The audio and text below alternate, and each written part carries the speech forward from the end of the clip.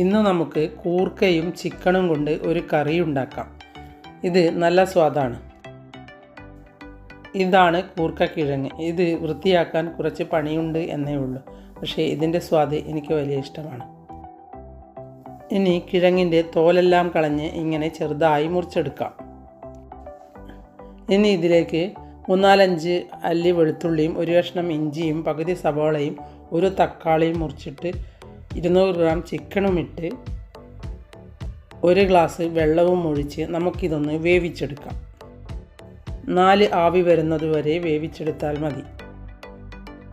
ഒരു തേങ്ങ ചിരവി ഈ പാകത്തിൽ വറുത്തെടുക്കാം. അതിനുശേഷം അതിലേക്ക് 1/2 ടീസ്പൂൺ മുളക് പൊടി, 1/2 ടീസ്പൂൺ മല്ലിപ്പൊടി, 1/4 ടീസ്പൂൺ മഞ്ഞൾപ്പൊടി, 1/4 ടീസ്പൂൺ ഗരം മസാലപ്പൊടി, ഈ പൊടികളെല്ലാം ഇട്ട് ഒന്ന് ചെറുതായി ഇളക്കിയെടുക്കാം.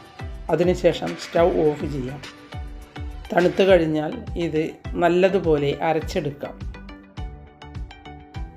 ചിലർ കൂർക്കക്കിഴങ്ങിൻ്റെ സ്വാദ് ഇഷ്ടമല്ലെങ്കിൽ ഇത് തിളപ്പിച്ച് വെള്ളം കളയുന്നുണ്ട്. പക്ഷേ എനിക്ക് ഇഷ്ടമായതുകൊണ്ട് ഞാൻ തിളപ്പിച്ചൊന്നും വെള്ളം കളഞ്ഞിട്ടില്ല.